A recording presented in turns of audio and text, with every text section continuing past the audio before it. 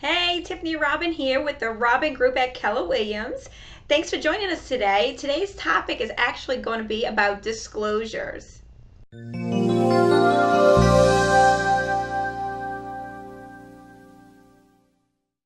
So thanks for joining me today. Today's topic, we're actually going to be speaking about disclosures in regards to selling your home.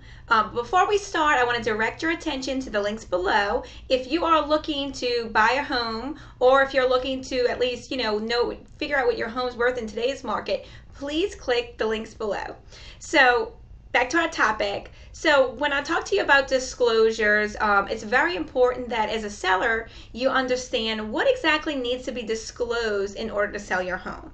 I will tell you this, there's been studies out there that when it comes to selling your home, lots of for sale by owners end up in litigation because they did not disclose what needed to be disclosed to the buyers properly. So when you hear that, wow, there's such a huge amount of for sale by owners that actually end up in litigation, it's because they did not fill out the proper disclosure forms and they did not disclose properly to the buyer things that could be harmful to them or things that could be wrong with the home.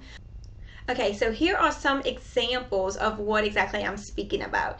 I'm not sure if any of y'all are aware, but when you sell your home, there is a 4-page disclosure documentation if you lived in the home that you have to fill out. So in those forms, it actually goes over different things about the property. Has the home ever taken on water? So if the home's taken on water, say from a storm and things like that, of course you have to disclose that to a potential buyer that it has taken on water.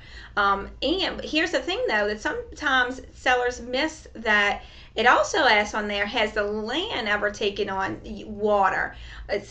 Some sellers forget to disclose that, hey, you know what, if my home is along a canal or a creek or something like that, sometimes those creeks back up and then your land actually ends up holding water. Well, if you don't disclose that information properly to a buyer, they can actually, and you know it, they can actually come back to you and say, hey, you didn't disclose that information to me, and you can end up in court and take on a lot of fees regarding that. So definitely want to stay away from that. Another one we see around here is that, did the home have contaminated drywall? Even if you remove the drywall, you definitely want to disclose to a buyer that, hey, yes, it had contaminated drywall in this home. So you have to make sure that you're disclosing that information to a buyer. Things like, for instance, is a pool working properly?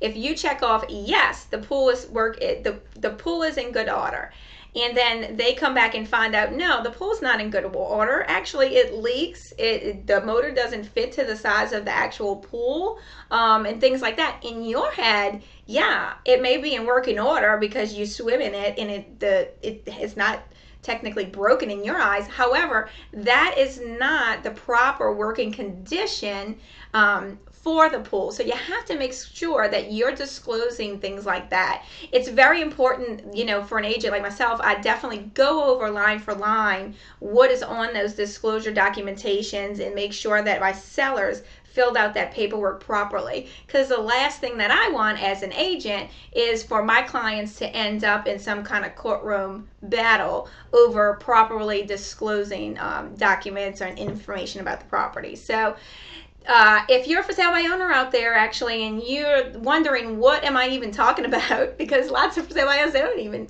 if you don't know about this documentation, then sometimes you just don't know. And if that's information that you're looking for, please don't hesitate to call me. I'd love to pass that along to you. Again, call me anytime. My number 985-778-2525. Thank you. Talk to you soon.